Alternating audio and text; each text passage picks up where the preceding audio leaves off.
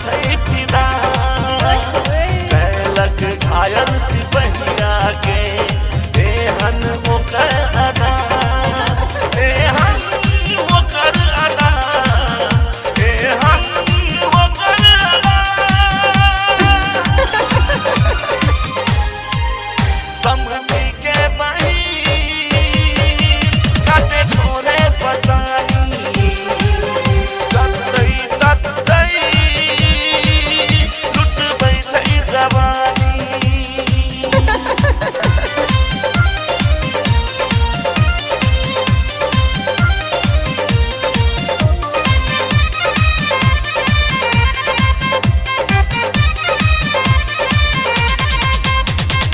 हमरो नजर रहे पड़ल एक दिन बाजार में कौआ चलै पड़ल पाछा दर्जन कतार में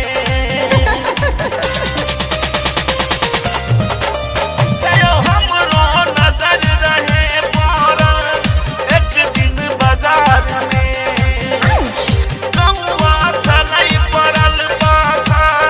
दर्जन कतार में हमरो बुझा में आवत छ सब आशिक के मोह मारत झपट्टा न भागत